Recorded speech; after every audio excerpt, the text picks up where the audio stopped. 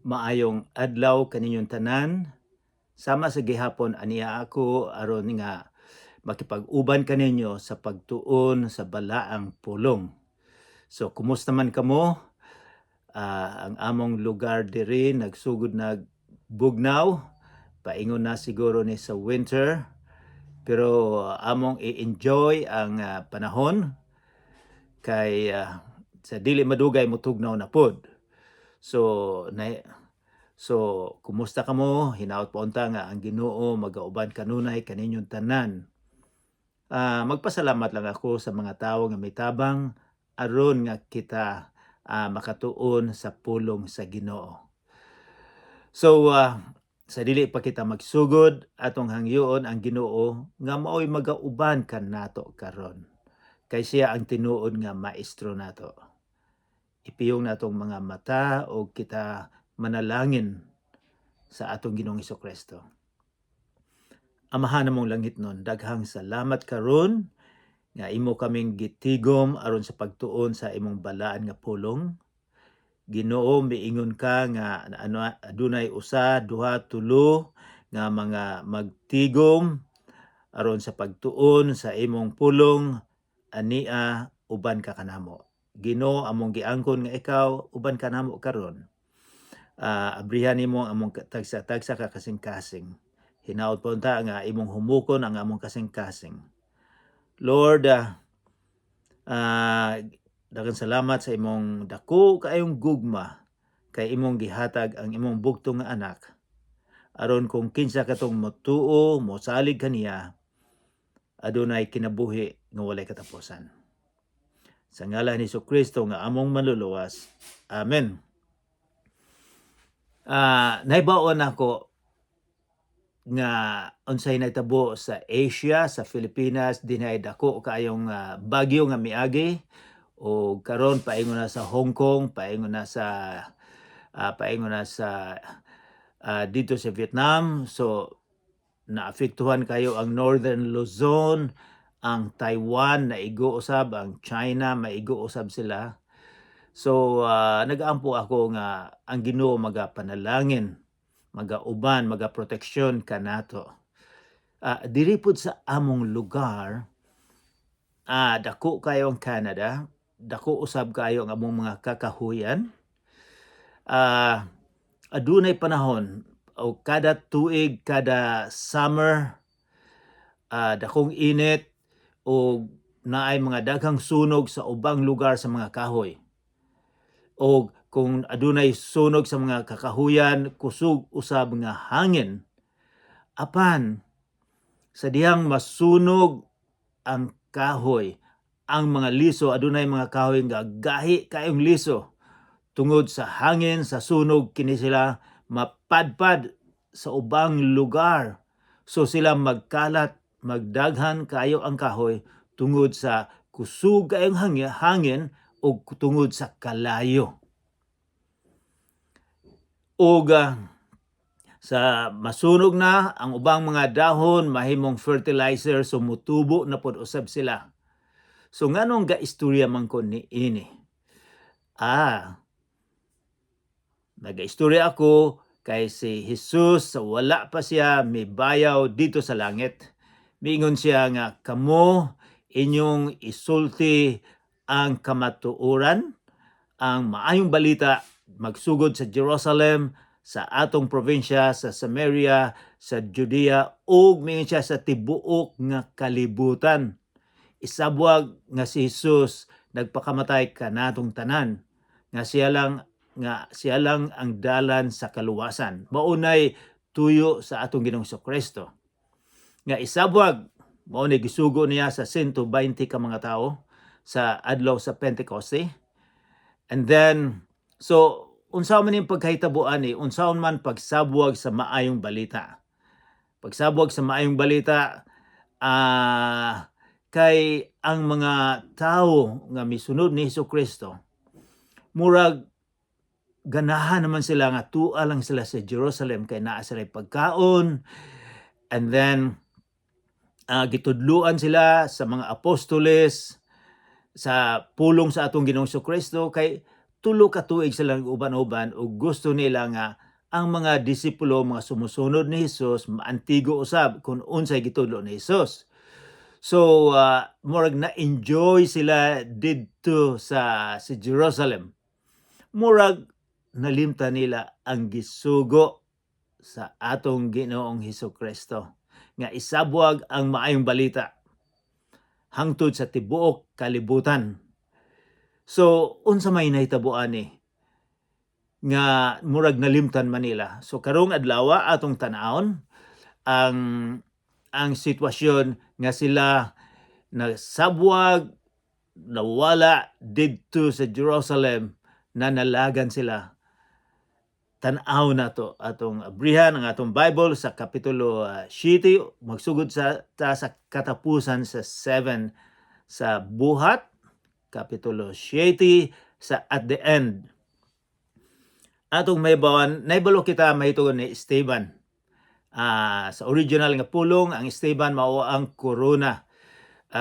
Atong naibawan nga si Esteban usa sa 7 nga gipili aron nga pag-supervise sa distribution sa mga pagkaon.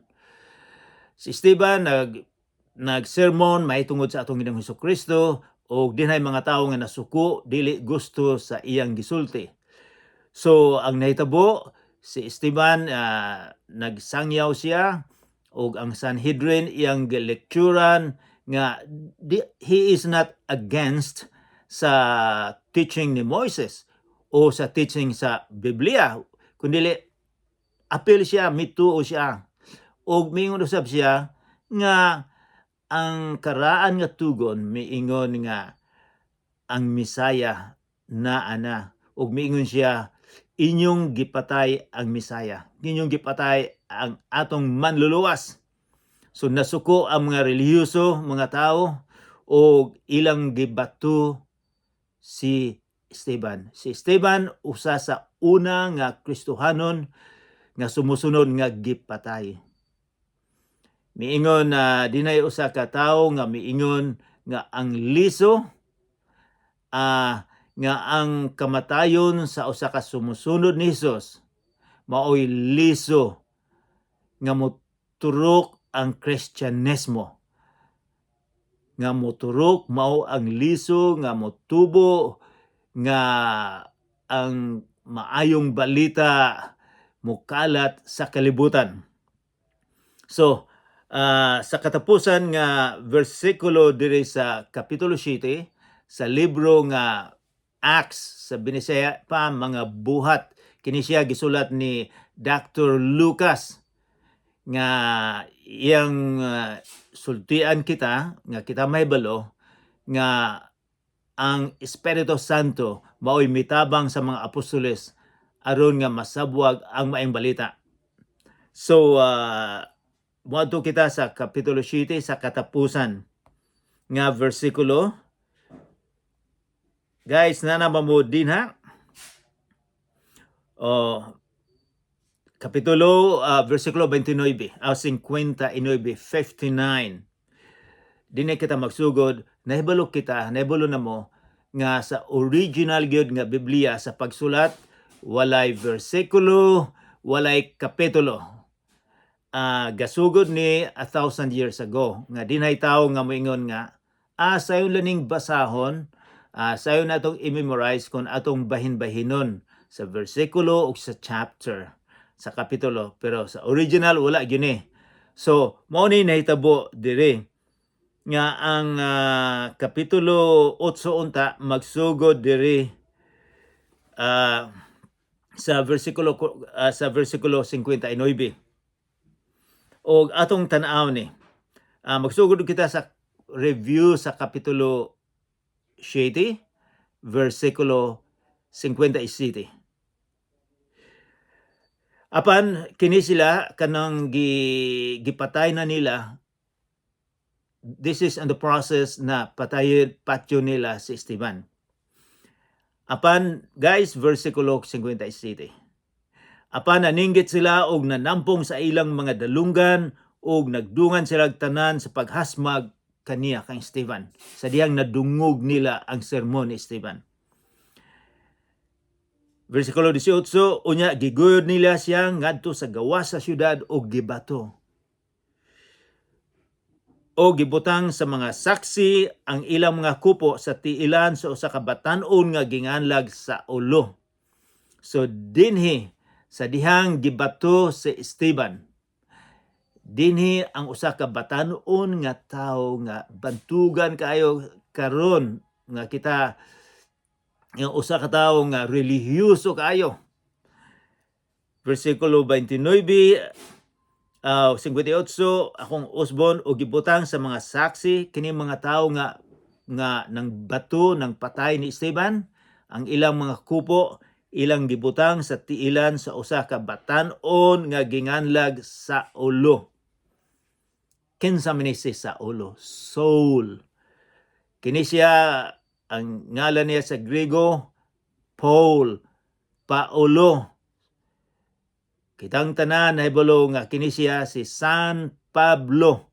Bata pa siya, di na siya nakita niya ang pagpatay sa usa ka Kristohanon, sumusunod ni Hesus.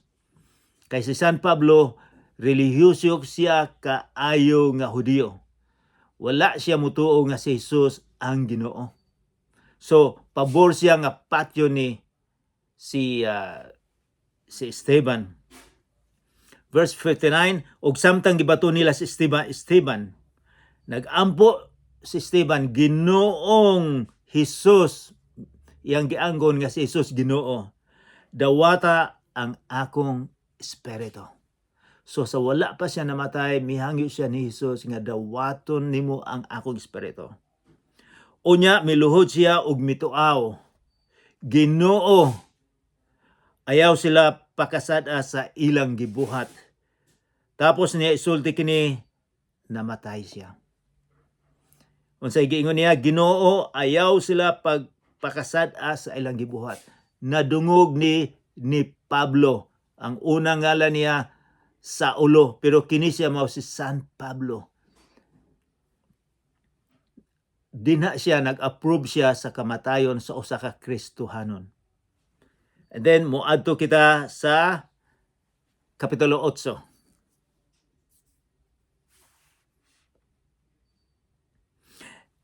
Giuyunan ni Saulo ang pagpatay kang Esteban. Niuyon siya. Dinhi magsugod na nga iistorya ni Dr. Lucas ang kinabuhi ni San Pablo. So, San Pablo, Saul, pareha lang na sila. So, dinhi na magsugod kay ang kadaghanan sa atong pagtuon dinhi sa mga buhat, mao na ni ang kinabuhi ni San Pablo, kadaghanan ni ang kinabuhi ni San Pablo nga uban sa espiritu nga siya ang nagsabuwag sa maayong balita. So pagkakaron, suko kayo siya sa mga Kristohanon, kay lain mang relihiyon, wala man mutuo sa mga Hudiyo. So, mo sugod ta sa versikulo 1, giuyunan ni Saulo ang pagpatay kang Esteban. Niana gayong adlaw, nagsugod ang mapintas nga paglutos batok sa simbahan sa Jerusalem. So, adunay pulo nini pagkahuman nga gipatay nila si Esteban, ang mapintas nga paglutos batok sa simbahan sa Jerusalem. Pag mapintas ang dili lang ang simbahan, ang buot ipasabot simbahan, ang mga sumusunod ni Hesus. Naglutos batok sa simbahan sa Jerusalem. Gikarati sila na. Naglisod ang ilang kinabuhi. So tan-aw nato dinhi kung giunsa nga ang pulong ni Hesus nga kamo magsabuag sa maayong balita, dinhi na magsugod nga sila mudalagan aron nga masabuag ang maayong balita. Nakatilaw sila kalisod sa kinabuhi. Nga ang ilang kinabuhi mamiligro, didto pa sila nanalagan aron nga tumanon ang gisugo ni Hesus. Nga ang pulong niya, nga ang maayong balita isabuag sa maayo dinhi sa tibuok kalibutan. Ang tanang mga magtutuo gawa sa mga apostoles nagkatibulaag ngadto sa mga lalawigan sa Judea o sa Samaria. Nanalagan sila sa ilang kinabuhi. Kay bisan ako o ikaw, kung patyon ka, manalagan ka. Mudalagan kita. And then, ang mga apostoles nagpabilin. Sila ang nag-supervise. Versikulo 2, si Esteban gilubong sa pipila ka mga taong Dios nun o nagbangutan sila pag-ayo tungod sa iyang kamatayon. Ang mga tao nagbangutan tungod sa kamatayon ni Esteban. Usay ang ubang mga tao makaingon, si Esteban muadto naman sa langit. Apan nagbangutan ang mga tao gyud. Nga bisag kinsa kung mamatay ang atong amahan, inahan, igsuon o mahal sa kinabuhi, kita na magbangutan gyud kita. Bisan pa nga makaadto sila sa langit, apan unsa may gibati sa mga tao nga nahabilin. Versikulo 3, apan gigubot ni Saulo ang simbahan o gipaniksik niya ang mga kabalayan o gipanakop ang mga magtutuo, lalaki o babae, o gibalog niya sa bilangguan. Mao ni si San Pablo sa wala pa siya nahimong Kristohanon. Dinhi sa versikulo 3, apan gigubot ni Saulo ang simbahan.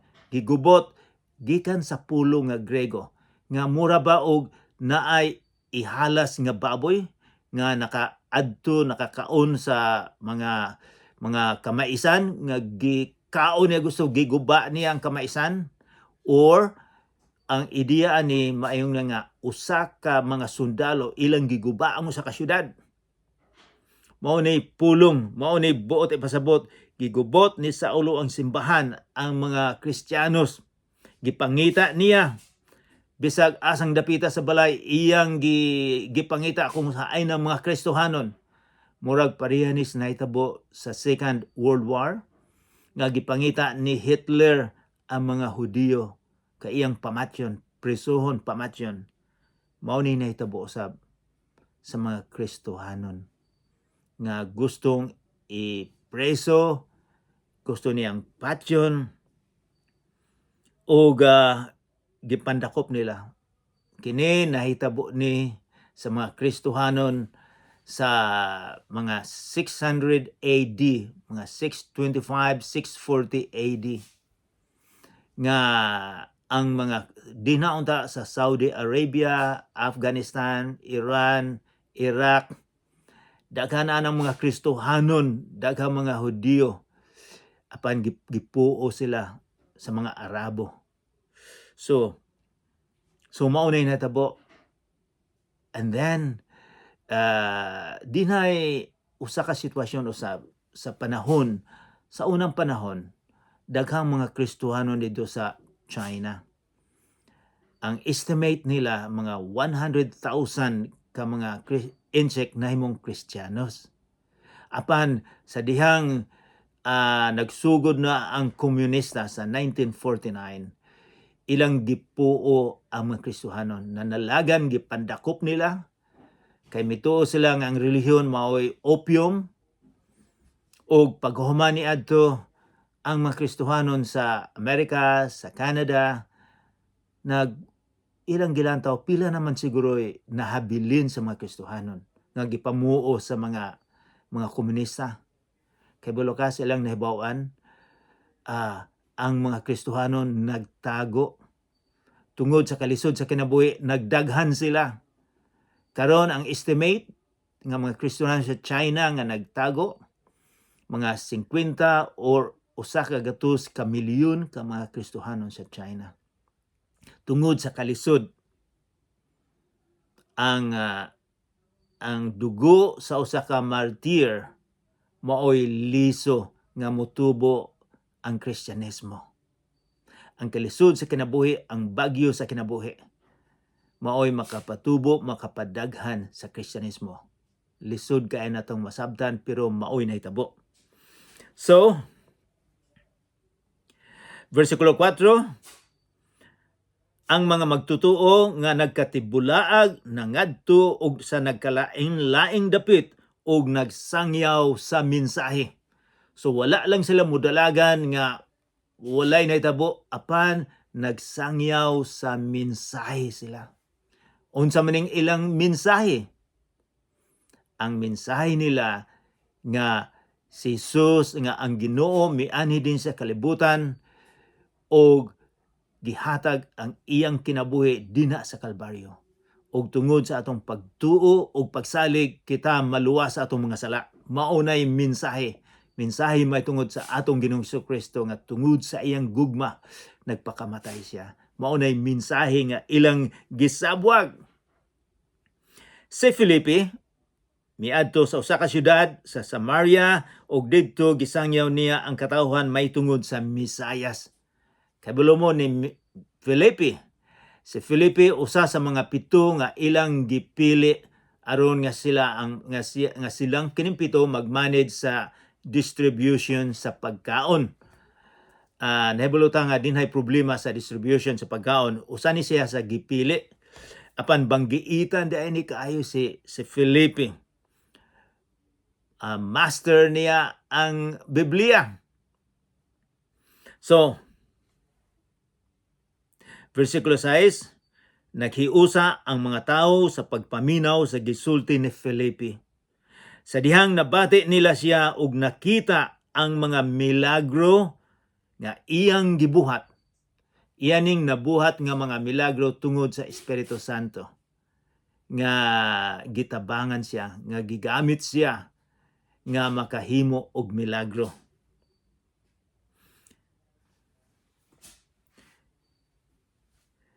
Versikulo 7, gikan sa daghang mga tao, ang mga yawa ng gula ug nagsinggit ug daghan usab ang mga paralitiko o mga bakol nga nangaayo. So gigamit gyud husto si Felipe sa Ginoo aron nga kining syudad sa Samaria makahibalo sa balaang pulong, makahibalo sa maayong balita.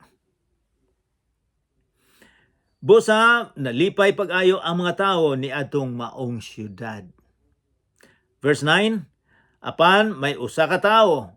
Apan kanang pulong nga apan importante nga atong tan-awon. Apan may usa ka tawo nga ginganlag Simon nga kaniadto naghimog salamangka ni adtong syudara og nakapatingala sa mga Samarianhon.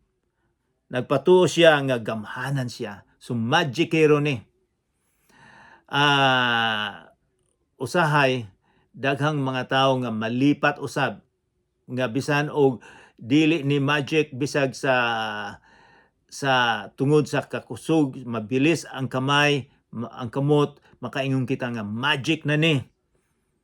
Karong panahon na, kung nakabisado nimo, kung sige mong maglantaw sa Facebook, sa internet, sa video, sa YouTube, adunay giingon nila nga AI, artificial intelligence.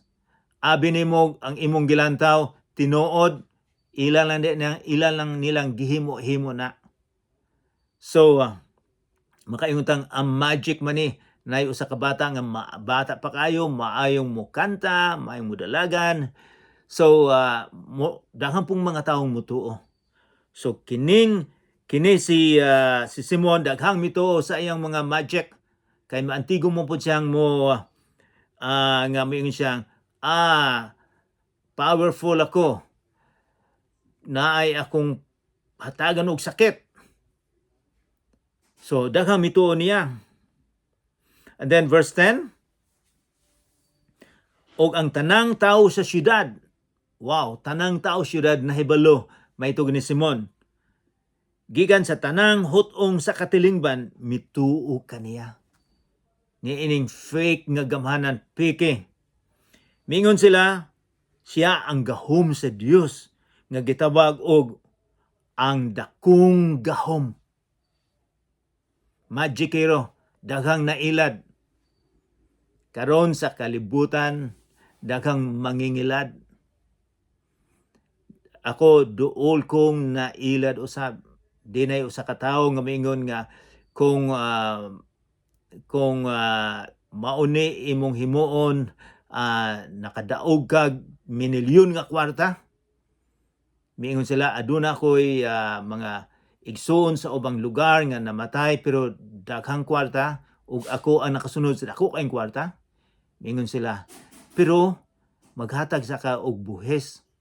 Ako among ihatag kanimo ang pila ka milyon ug hatagan nimo mi sa numero sa imong bangko kay para akong i-deposito ang minilyon nimong kwarta apan dili di na tinuod. Mga switik lang ni sila. Nahibulo mo din kung kini sila magic euro. Nahibulo ba mo kada adlaw na ay mutawag din namo nga ikaw nakadaog pero gusto namong mahibawan unsay numero nimo sa bangko. Didto kung imong ihatag mahurot ang kwarta nimo sa bangko. So daghang mangingilad. Sa unang panahon daghang mangingilad, karon sa kalibutan nato daghan usab nga mangingilad.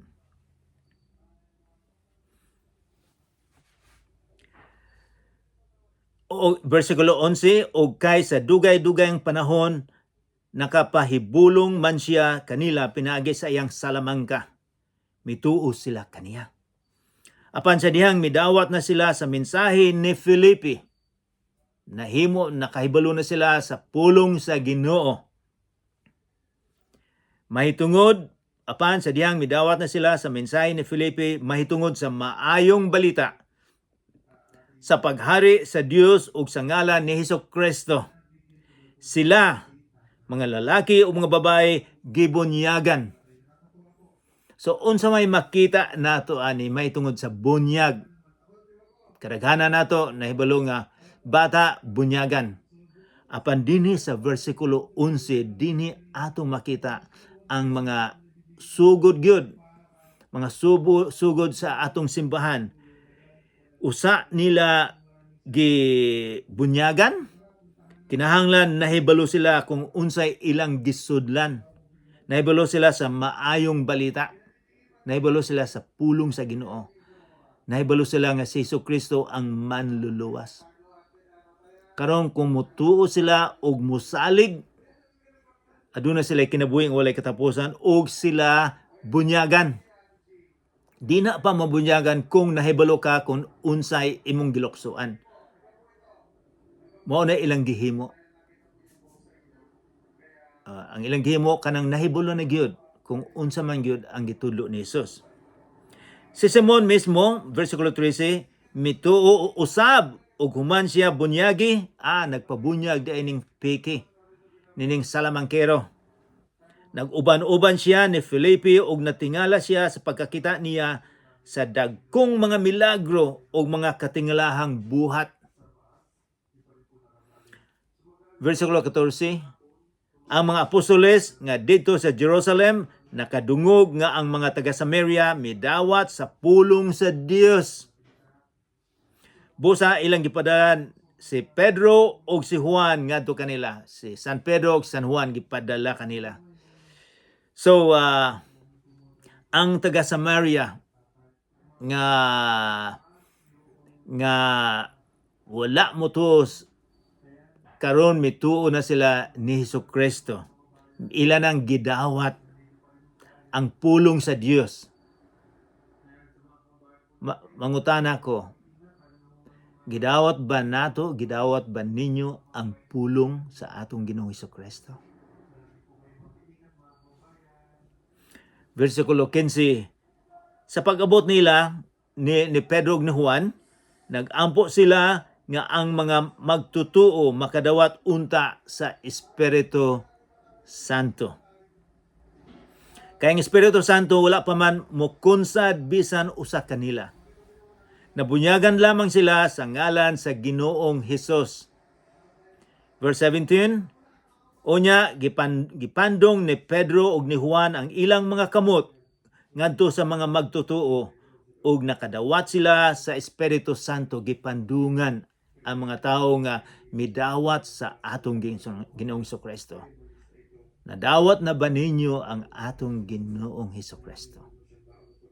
Okay lang nga membro kita sa usa ka ngalan sa simbahan, sa usa ka relihiyon. Apan dinhi atong makita nga kinahanglan nga atong dawaton, atong pasudlon si Jesus sa atong kasing-kasing. Inyo na bang giimbitar si Jesus nga mosulod sa inyong kasing-kasing? Usahay ang atong relihiyon maoy makapabuta nato nga dili nato pasudlon si Jesus sa atong kasing-kasing. Kay kung pasudlon nato, mabag-o kita. Mura kita og na born again, na tawo pag-usab. Kay tungod kay ang nagdumala sa imo o sa akong kasing-kasing, mao naman ang Espiritu Santo. Gidawat ba nimo si Jesus? Versikulo 18, nakita ni Simon nga nadawat sa mga tao ang Espiritu Santo sa diha nga gipandungan sila sa mga kamot sa mga apostoles.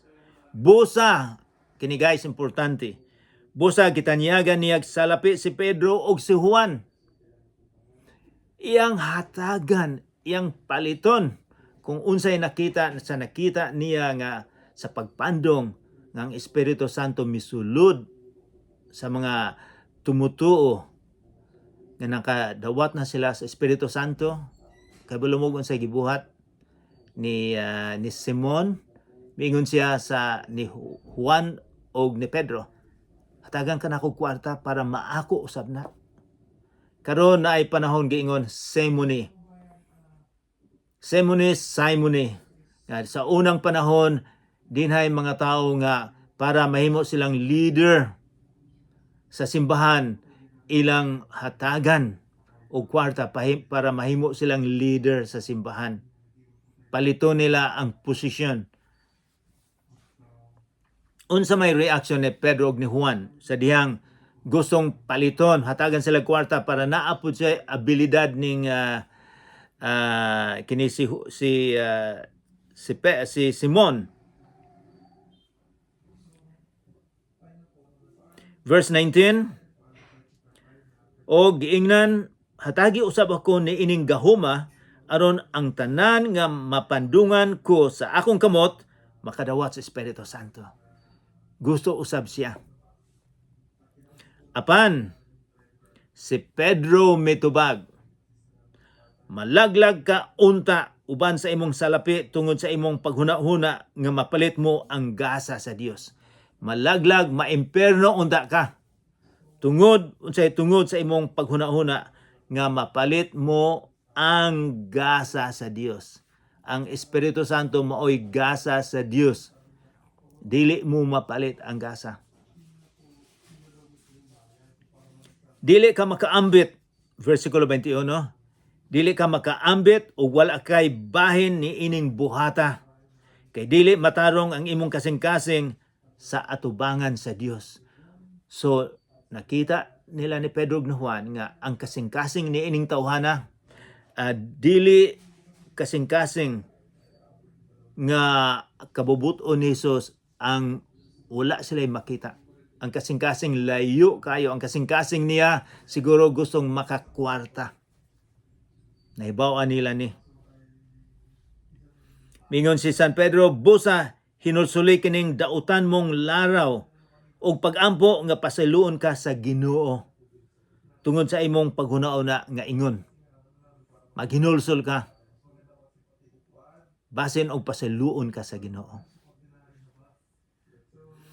Kay akong nasabot nga dako ang imong kasina ug naulipon ka sa sala. Nakita ni San Pedro nga kini siya naulipon sa sala. Kay ang sala makaulipon nato. Ang mga kalibutanong mga butang makaulipon ka nato. Lami kayo ning mga kalibutan dinhi sa kalibutan, lami kayo ni. Apan maulipon kita. Pareha og drugs, maulipon ka sa drugs.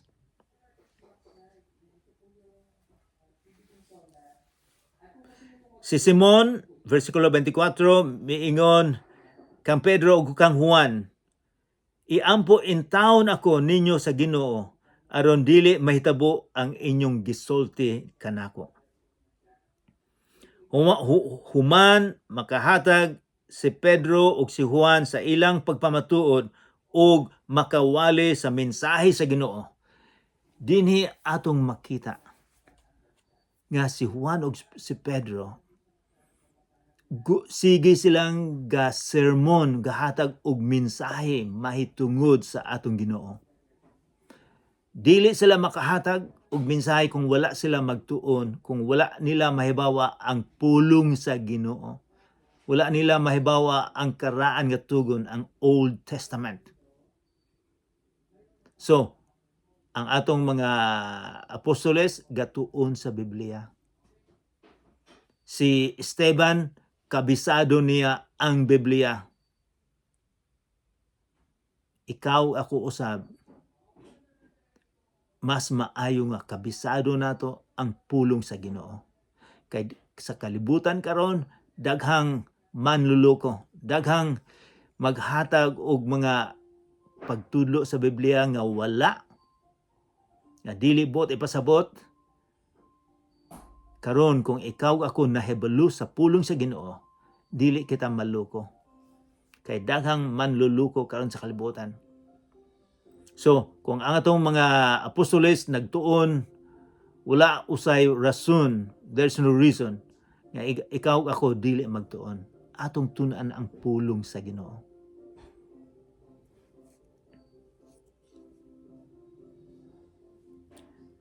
Versikulo 25, human makahatag si Pedro ug si Juan sa ilang pagpamatuod ug makawali sa mensahe sa Ginoo, namalik sila sa Jerusalem ug gisangyaw usab nila ang maayong balita. So, siging naipulong ang maayong balita, the good news. Good news tungod kay si Jesus nagpakamatay kanato. Mao nay maayong balita. Pananglitan sa akong giingon ninyo, kung naglakaw ka sa usa ka dalan, dito sa tumoy sa dalan na ay nagsanga, ang usang tao miingon nga sulod ka diri sa dalan, kining usa ka tao miingon sulod ka diri, kinsa may imong tuuhan? Katong taong namatay na o katong taong nabanhaw nga naa uban sa atong amahan? Kinsa may imong tuuhan? Usa lang ang atong tuuhan, mao lang ang atong Ginoong Hesukristo.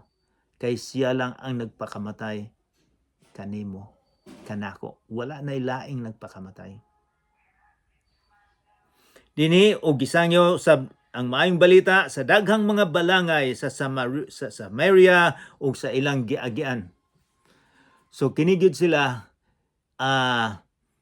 bisan sa kalisod sa ilang kinabuhi, bisan sa kalisod nga sila gusto ng prisuhon o patyon, wala sila mahadlok. Ila gihapon nga gisabwag ang maayong balita mahitungod ni Jesucristo. Ang maayong balita mao si Jesus. Maayo lang sa Pilipinas, okay lang ta.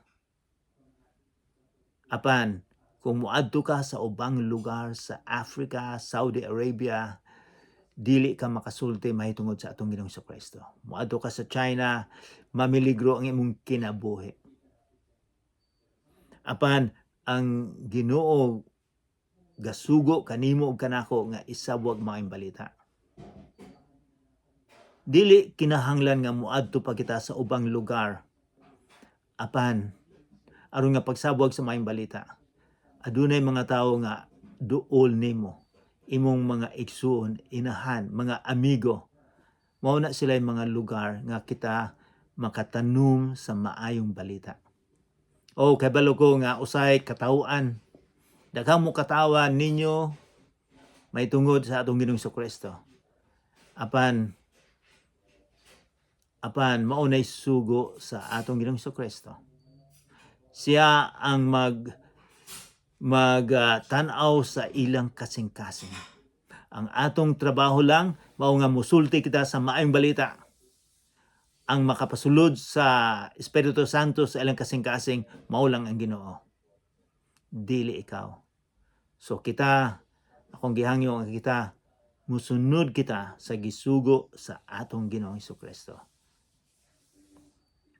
Mag-ampo kita. Amahan namong langit noon, daghan salamat karon nga kami nakatuon nga ikaw lang ang dalan, kamatuoran ug kinabuhi nga walay katapusan. Ginoo nga mong kinabuhi dinhi sa kalibutan, pila lang katuig ni 50, 80, 90 katuig.